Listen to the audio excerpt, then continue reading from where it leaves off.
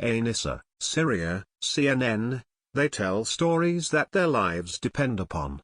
All insist they were shocked and appalled when they learned what ISIS was really like. They are the former brides of ISIS fighters, once lured into living in the so-called caliphate, now stuck between the militant scrambling stronghold and home countries that most likely don't want them back. A French widow of an ISIS member who dreams of being on the Mediterranean, sunbathing in a bikini on the beach. A Syrian English teacher from Homs who insists she was en route to Turkey when she got waylaid in Raqqa, and fell in love with a Moroccan militant. And 3 Indonesian sisters who say they were lured to Raqqa, ISIS' self-proclaimed caliphate, by the promise of free healthcare and education. In the scorching heat of the Syrian desert, dozens of runaway ISIS brides sit in a crowded concrete jail and wait with their children. The women are segregated from the rest of a sprawling refugee camp in Anissa, around 30 miles, 50 kilometers, north of ISIS de facto capital, Raqqa. Saïda, originally from Montpellier, in southern France, is among the ISIS wives who fled as US-backed forces closed in on the city.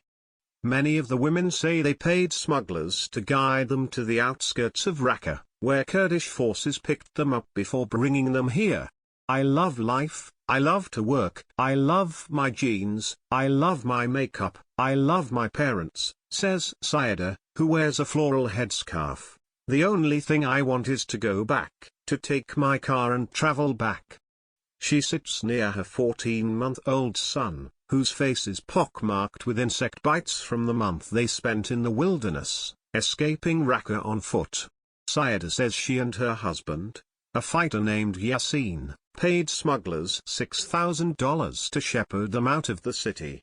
Yasin died on the journey, she says, leaving her stranded with their young son. Saïda, and other foreign women like her, flocked to the Islamic Caliphate, drawn by the promise that they could start a new life with strong, devout men. They say what they found there was something entirely different: fighting in all-female dorms, sex-obsessed ISIS fighters, women divorced and remarried as many as 6 times. The French woman recalls arriving in Raqqa and swiftly being placed in a women's dormitory, a madrasa she calls it, where new female arrivals waited to be selected by ISIS fighters. She says she was shocked by the dormitory's rules and its relentless rounds of speed dating, a jihadi form of Tinder. When the woman arrives in this madrasa, she makes a sort of CV, Saïda says. She puts down her age, her name, what her personality is like, and what she looks for in a man. And men also post their CVs. It's stating. So you meet, you talk for 15 to 20 minutes, and then it's a yes or no. If they both agree, then they get married. It's very quick, she adds. May, a Syrian English teacher from Homs, says she wasn't looking for love when she arrived in Raqqa. She claims she was just passing through the city on her way to Turkey, where she had decided to move after her first husband was killed by a sniper. She was staying with her children at a friend's home when she met Bilal, who was living next door. I think God sent him to me, she says, giggling. Like many of the ISIS wives being held in the jail, May describes Bilal as a good man, a pacifist who didn't want to fight. But she gossips about other women back in Raqqa who she says weren't so lucky.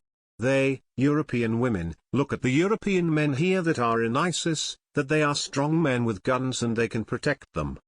It's an idea, it's like movies, May says. Many were very shocked because when they got married to the men, 3 to 4 days or 1 month later, they are divorced. She mentions one woman who was married and divorced at least 6 times, until the judge in the caliphate's divorce court threatened her with being whipped or jailed. May still pines after her husband, who is supposedly imprisoned in the nearby border town of Kobani. She's daubed his initials on a wall of the prison in blue paint, encircling them in a heart. May confesses she doesn't know what she'll do if she never sees Bilal again. I want someone to kill me. Because I can't kill myself, because this is suicide, she says with conviction. There are some newer arrivals in a tent outside the prison, 3 Indonesian sisters, Rama, Fina, and Noor, who say they never actually wed ISIS fighters. The women, who paid a huge sum to travel with their family from Jakarta to Raqqa, say they were disappointed to find that the ISIS fighters were not the pure Muslims they had believed them to be. They say they want to jihad for the sake of Allah, but what they want is only about women and sex. It's disgusting, Rama says. I heard if they marry a widow they will get $1,000, Fina adds. They ask me to marry in the morning and they want the answer from the night. Noor says she was most shocked by the infighting in the all-female dorm. The manner of the women inside the dorm is very different. It is very far from Islam, she says. They have a harsh manner, gossiping, shout at each other, backbiting, and fighting between the women. Oh, I was very surprised. The women, who claim they came to Raqqa to find free healthcare for Rama's cancer and computer studies for Fina, are now anxious to get in touch with an Indonesian embassy and return home. But it's unclear whether any of the women here will ever make it out of Syria, let alone home. And as US coalition-backed forces tighten the noose on Raqqa, many more women who pledged allegiance to ISIS are sure to flee. It's just one of the many challenges authorities face as ISIS' self-declared caliphate unravels, scattering the militants and their families.